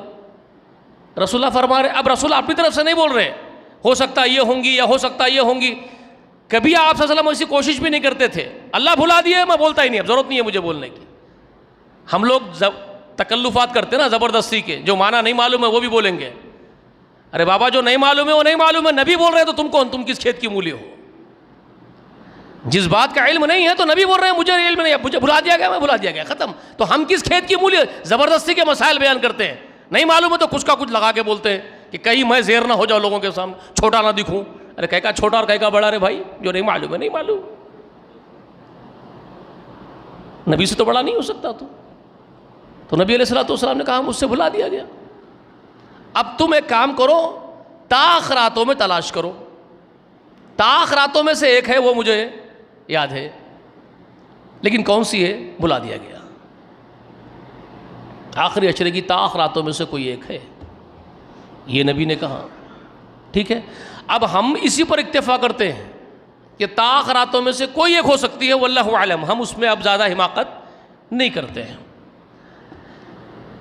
بعض احادیث کے ذریعے سے کچھ باتیں ہمارے سامنے ضرور آتی ہیں، لیکن اس کے باوجود میں اپنے لیے محتاط رہتا ہوں اور احتیاط یہ برتتا ہوں کہ ضرورت نہیں ہے مجھے وہ بولنے کی، لیکن میں علم جو ہے وہ جو مجھ تک بات پہنچی آپ تک پہنچا دوں، اس غرض سے بول رہا ہوں۔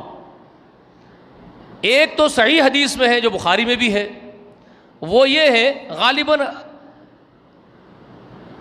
ابو سعید خدری کی روایت آتی ہے، مجھے یاد آ رہا ہے جہاں تک، اور وہ فرماتے رضی اللہ تعالی عنہ کہ ہم رسول اللہ کے ساتھ رمضان کے پہلے دہے میں ہی اعتکاف بڑھ گئے شب قدر کو تلاش کرنے کے لیے، کہ اس پہلے دہے میں شب قدر مل جائے گی ہم لوگوں کو تو بہت بڑی نعمت مل جائے گی، کیونکہ اللہ نے کیا کہا قرآن میں،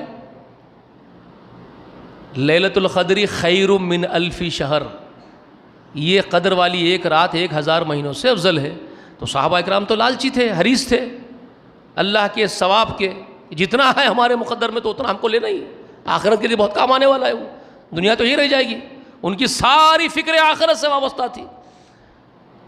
تو اب وہ رسول اللہ کے ساتھ پہلے دہے میں شب قدر کو ڈھونڈتے ہوئے بیٹھ گئے، تو فرماتے ہیں کہ پہلا دہا پورا گزر گیا، جبریل امین رسول اللہ کے پاس آئے آخری دن دہے کے، یعنی 10 تاریخ کے دن، اور رسول اللہ کو حکم آیا کہ اس کے بعد والے عشرے میں تلاش کرنے کا حکم ہے آپ کو، اور بیٹھے رہو مسجد میں ایسے ہی۔ رسول اللہ صلی اللہ علیہ وسلم صحابہ کو بول دیے حکم آیا ہے کہ اس کو آگے تلاش کرو، حکم یہ آیا کہ آگے تلاش کرو، یہ نہیں آیا کہ یہ بات کے عشرے میں ہے یا اس کے عشرے میں، کچھ بھی نہیں، حکم ہے کہ آگے تلاش کرو، نہیں ملی تم کو ابھی۔ تو صحابہ کو بول دیا آگے تلاش کرنے کا حکم ہے، ملی نہیں ہم کو، پھر بیٹھ گئے، پھر کنٹینیو کر رہے ہیں اس کو، وہ اعتکاف اب ختم نہیں کیے، گئے نہیں اٹھ کے گھر کو 10 ہونے کے بعد، کنٹینیو کر رہے ہیں، اب 11 سے پھر شروع ہو گیا، پھر کہتے ہیں ہم وہ دہا بھی کمپلیٹ کر دیے۔ اللہ کے رسول صلی اللہ علیہ وسلم کو خواب دکھایا گیا اینڈنگ میں، بیچ کے عشرے کے، یعنی 11 سے 20 کا جو عشرہ ہوتا ہے اس کے آخری میں رسول اللہ کو خواب دکھایا گیا۔ میں نے آپ کو ابھی کیا کہا، خوابوں کی ابتدا، نبوت کے وحی کی ابتدا کس سے ہو رہی ہے؟ خواب سے، اور خواب کیا ہوتے ہیں؟ نبی کو وحی ہوتی ہے، نبی کا وحی ہو، نبی کے لیے وحی ہے خواب خود سچا ہو۔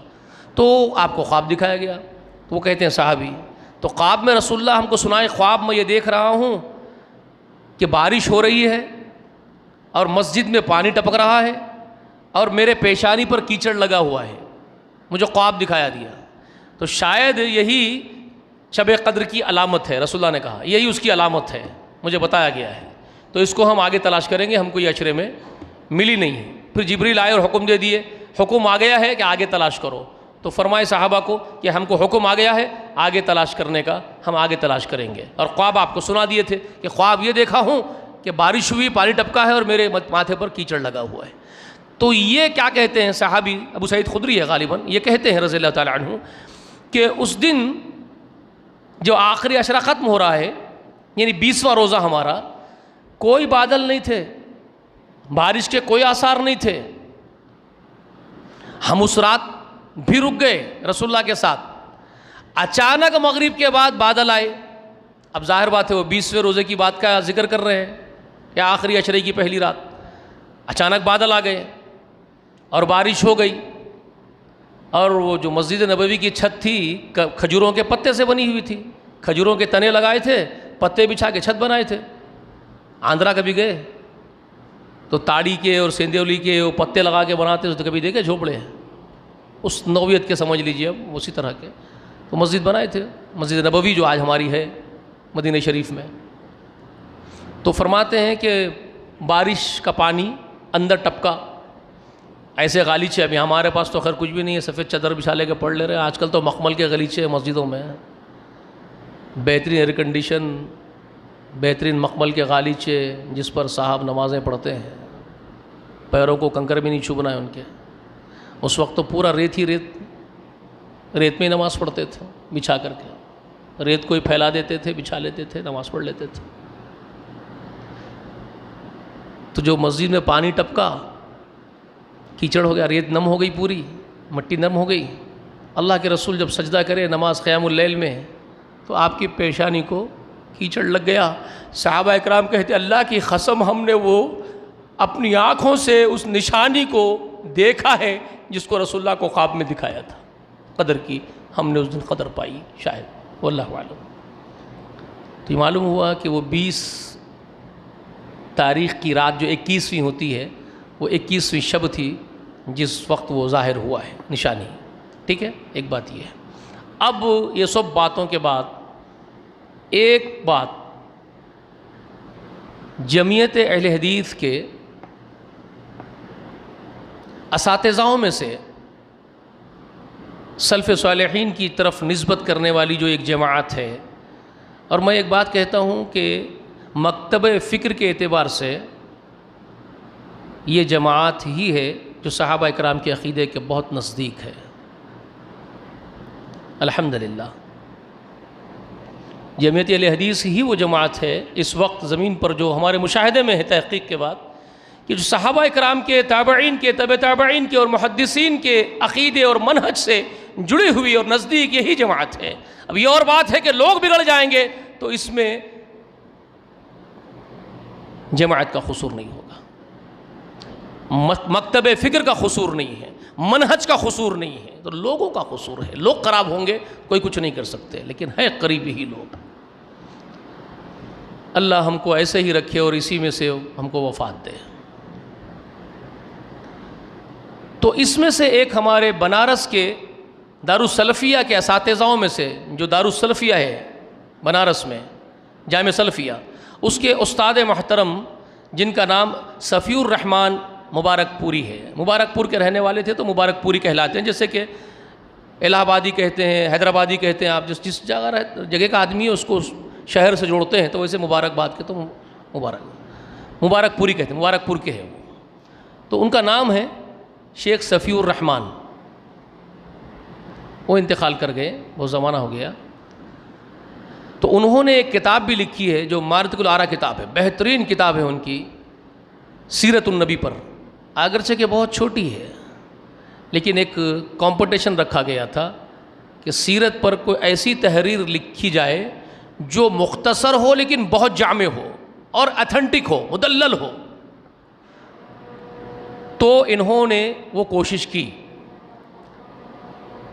ان کو لوگوں نے پھر گزارش کی ان سے، علم والوں نے، کہ حضرت آپ یہ کام کر سکتے ہیں، الحمدللہ آپ میں وہ صلاحیت ہے، آپ یہ کام کیجئے۔ تو انہوں نے پھر اس کے لیے بیڑا اٹھایا اور وہ کام کیے۔ تو ایسی کتاب لکھی ہے جس کا نام ہے الرحیق المختوم، جامع ترین کتاب ہے، بہت چھوٹی جلد میں، لیکن پیور اور اتھینٹک مدلل دلائل کے ساتھ، اتھینٹک دلائل پر مشتمل اور جامع ترین کتاب، انعام یافتہ کتاب۔ تو سارے دنیا کے لکھے ہوئے کتابیں وہاں رکھی گئی، چنا گیا انعام کے لیے، تو وہی کتاب سب سے اول آئی ہے پورے دنیا میں، اول انعام یافتہ کتاب بنی ہے الرحیق المختوم، اور وہ اہل حدیثوں کو ہی وہ شرف ملا الحمدللہ کہ جن کی کتاب کو ساری دنیا میں سب سے عظیم انعام دیا گیا سیرت النبی کی کتابوں میں، کہ مختصر ہونے کے ساتھ ساتھ مدلل اور جامع ہو، تو یہ اہل حدیث کے ہی عالم کو وہ شرف ملا ہے الحمدللہ۔ تو انہوں نے وہ تحقیق کر کے کتاب لکھی ہے۔ تو انہوں نے کیا کیا، ساری چیزیں ٹٹول لیں۔ 610 عیسوی جو تاریخ میں ہے، جس پر اتفاق ہے، جو 610 عیسوی جو عیسیٰ علیہ السلام کے زمانے سے آ رہا ہے کیلنڈر، اس میں رمضان، کیونکہ رمضان ہے ضروری دیکھنا، شہر رمضان الذی انزل فی ہے نا، شہر رمضان الذی انزل فی القرآن، دلیل ہے قرآن میں کہ رمضان کے مہینے میں قرآن اترا۔ تو اب 610 عیسوی میں رمضان دیکھنا ہے، رمضان لا لیے، 610 عیسوی کا رمضان نکال لیے۔ اب کیا دیکھنا ہے، عشرہ دیکھنا ہے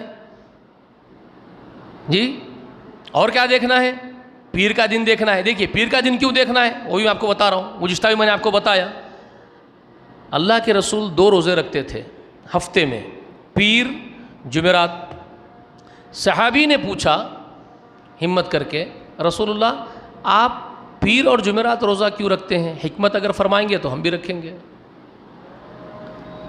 تو آپ علیہ الصلوۃ والسلام نے فرمایا، میں پیر کا روزہ اس لیے رکھتا ہوں کہ اللہ نے پیر کے دن ہی مجھے پیدا فرمایا ہے، اور پیر کے دن ہی مجھ پر پہلی وحی نازل ہوئی ہے۔ رسول اللہ نے کہا پیر کے دن ہی، دوشنبے کے دن ہی مجھ پر پہلی وحی نازل ہوئی ہے۔ تو اب کیا دیکھنا پڑے گا، پیر کا دن دیکھنا پڑے گا۔ کلیئر ہو گئی بات؟ پیر کا دن دیکھنا پڑے گا کس میں، کس مہینے میں؟ کون سے مہینے میں ڈھونڈنا پڑے گا پیر کا دن؟ رمضان میں ڈھونڈنا پڑے گا پیر کا دن۔ تو 610 عیسوی میں آنے والے اس رمضان میں پیر کی تاریخیں نکالے، وہ پیر کی تاریخیں کیا کیا تھی؟ تو ظاہر بات ہے 4 پیر آتے ہیں نا بھائی، مہینے میں 4 پیر آئیں گے، تو تاریخیں، تو اس سال 610 عیسوی میں آنے والے اس رمضان میں جو پیر کے دن پڑے تھے وہ 7 تاریخ تھی، 14 تاریخ تھی، 21 تاریخ تھی اور 28 تاریخ تھی۔ کتنے تھے؟ 7، 14، 21، 28۔ کب؟ 610 عیسوی کے آنے والے اس رمضان میں پیر کا دن ان تاریخوں کو آیا تھا۔ پیر کا دن رمضان کی 7 تاریخ کو آیا تھا پیر، رمضان کی 14 کو آیا تھا پیر، رمضان کی 21 کو آیا تھا اور رمضان کی 28 کو آیا تھا پیر کا دن، دوشنبے کا دن۔ ٹھیک ہے، اب انہوں نے کیا کیا؟ 7 کو ریجیکٹ، 7 کو نہیں۔ وجہ 7 کو نہیں ہو سکتی قدر کی رات، ریجیکٹ کیوں کر دیا انہوں نے؟ پہلا دہا ہے، رسول اللہ نے کیا کہا؟ آخری دہے میں ہے، پہلے دہے میں نہیں ہے۔ اور کیا کہا؟ طاق راتوں میں ہے۔ طاق کس کو کہتے ہیں؟ جو ملٹیپل نہیں ہوتی۔ 7 2 7 2 14 ملٹیپل ہو گئے نا، 7 2 14، تو 14 ملٹیپل ہو گئے، تو دوسرے ہفتے میں 14، ایک تو تیسرا دہا ہونا ہے، دوسرا دہا نہیں۔ اور ایک اہم بات کیا ہے؟ 14 تاریخ پڑی ہے جو جفت میں ہے، طاق میں نہیں ہے، جفت میں ہے، نہیں ہو سکتی ہے۔ تو 2 دہے ختم ہو گئے، 7 بھی ختم، پہلا دہا ہے اس لیے نہیں ہے، دوسرا دہا ہے اور 14 ہے اس لیے نہیں ہے، اب تیسرا دہا بچ گیا۔ تیسرے دہا میں پیر کب آئی تھی؟ 21 کو آئی تھی اور 28 کو آئی تھی۔ 14 2 14 2 14 2 28 ملٹیپل ہو گئی نا، جفت ہے، طاق نہیں ہے، تو اس رات بھی نہیں ہے، کیونکہ رسول اللہ کا فرمان ہے طاق راتوں میں تلاش کرو، جفت میں نہیں۔ تو 28 ملٹیپل ہوتی ہے، وہ بھی نہیں ہے، اب بچی کیا؟ 21۔ اور ابو سعید خدری جو خبر دے رہے ہیں کہ بارش ہوئی 20ویں روزے کے دن، اچانک بادل نہیں تھے اور بادل آ گئے، وہ تاریخ کون سی تھی؟ 21۔ تو اس سے ایک تقویت مل رہی ہے، اس تحقیق سے ایک تقویت مل رہی ہے۔ واللہ اعلم، اللہ بہتر جانتے ہیں۔ ہم 100% یہ بات نہیں کہہ سکتے کہ 21 ہی ہوگی، کیونکہ رسول اللہ نے ہم کو 100% خبر نہیں دی، رسول اللہ نے 100% کنفرم خبر نہیں دی کہ 21 کو ہی ہے۔ رسول اللہ نے کہا مجھے اللہ نے بھلا دیا، ٹھیک ہے، ختم ہو گئی بات۔ اب کب تلاش کریں گے؟ آخری میں۔ تو اس سے ایک بات کنفرم کیا ہے کہ وحی جو پہلی وحی کا نزول ہوا رمضان کی آخری دہے کی تاریخوں میں سے ایک تاریخ میں، جو 21 بھی ہو سکتی ہے، اور بقول ایک صحابی کے جو ابی بن کعب رضی اللہ تعالی عنہ فرماتے ہیں کہ میں قسم کھاتا ہوں اللہ کی، اور میں یہ کہہ سکتا ہوں، قسم کھا کے کہہ سکتا ہوں کہ وہ 27ویں رات ہے۔ یہ مسلم شریف میں حدیث ہے۔ تو وہ ایسے ہی تو الٹ اپ نہیں بول رہے ہوں گے، کچھ بات سنے ہوں گے رسول اللہ سے، وہ کسی سال 27 تاریخ کو پڑھی ہوگی، جن کو انہوں نے دیکھ لیا ہوگا 27 ہی کو ہے، محسوس کر لیا ہوگا، جان لیا ہوگا، تبھی تو وہ بات کہہ رہے ہیں کہ 27 کو ہے۔ تو 27 بھی ہو سکتی ہے، 21 بھی ہو سکتی ہے، 25 بھی ہو سکتی ہے، 23 بھی ہو سکتی ہے، 29 بھی ہو سکتی ہے۔ رسول اللہ نے کہا آخری میں تلاش کرو، تو ہم آخری میں تلاش کریں گے۔ کنفرم ہم نہیں بول سکتے کنفرمیشن کے ساتھ کہ یہی ہوگی، ٹھیک ہے۔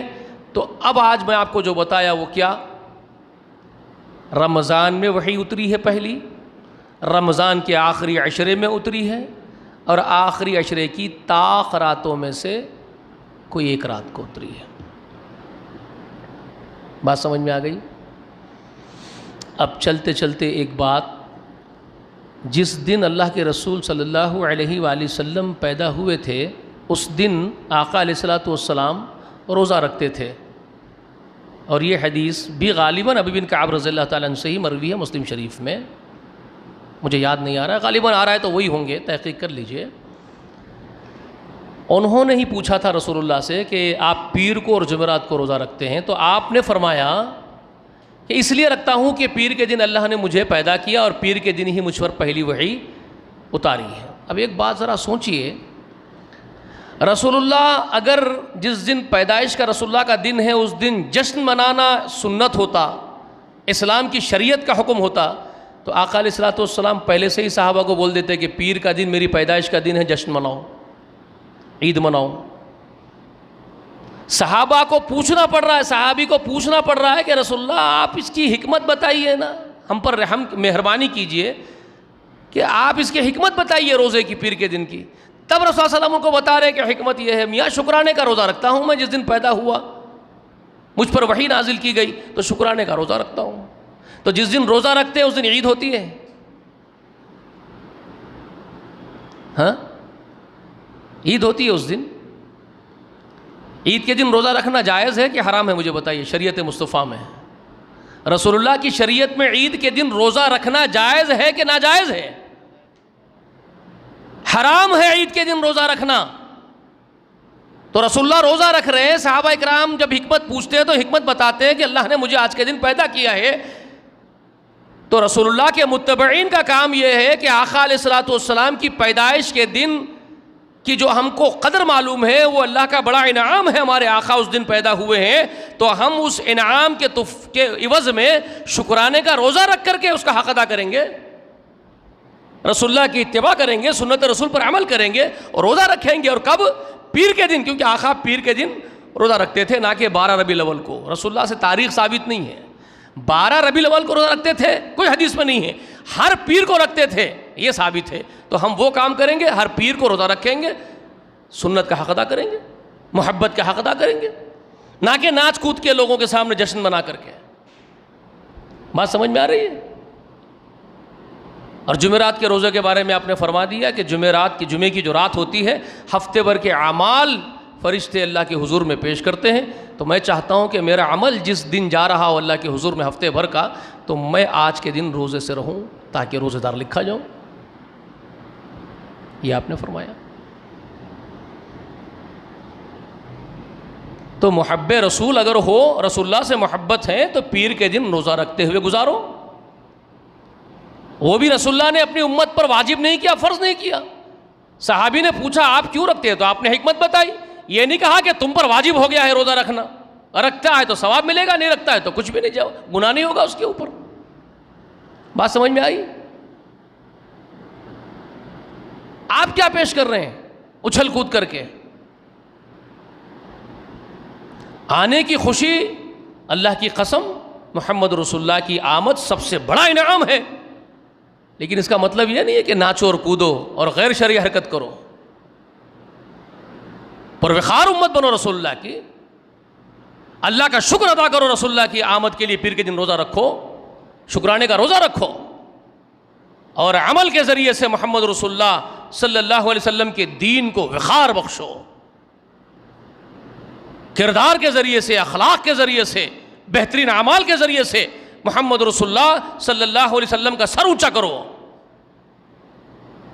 نہ کہ ان کو زمین پر رسوا کرو، میرے آقا کو۔ یہ کیا تماشا کر رہے ہو؟ تو آپ کو بات سمجھ میں آ گئی؟ شاید بات ذرا بہت لمبی ہو گئی ہے، 1.5 گھنٹہ ہو گیا ہے، لوگ میرے اوپر شاید بہت جل بھن رہے اور کڑ رہے بھی ہے، کیا کہا 1.5 گھنٹہ کھینچ رہا لمبا لمبا۔ لیکن اللہ کے واسطے بھائی، یہ یہاں کا درد ہے جو آپ کے سامنے بانٹ لے رہا ہوں میں۔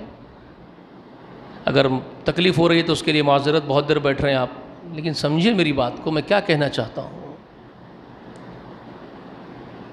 پیغام کو سمجھیے، کیا پیغام ہے جو آپ کو دینا چاہتا ہوں، کیا باتیں آپ کو سمجھانا چاہتا ہوں۔ اللہ سے میری دعا ہے کہ اللہ ہم سب کو کہنے سے سننے سے زیادہ ہم کو اللہ کے رسول کے لائے ہوئے دین پر عمل پیرا ہونے کی توفیق عطا فرمائے، ہم کو ہمارے حبیب محمد رسول اللہ سے بے پناہ محبت کرنے والے بنا دے۔ اللہ ہماری محبتیں ہمارے ماں باپ سے، ہمارے بچوں سے، ہماری جانوں سے زیادہ ہو رسول اللہ سے۔ اللہ ہمارے لیے وہ قلب عطا فرما، ہم کو وہ عقیدت عطا فرما، وہ محبت عطا فرما۔ آمین وآخر دعوانا ان الحمد للہ رب العالمین۔ السلام علیکم ورحمۃ اللہ وبرکاتہ۔ سبحانک اللہم وبحمدک، نشہد ان لا الہ الا انت، نستغفرک ونتوب الیک۔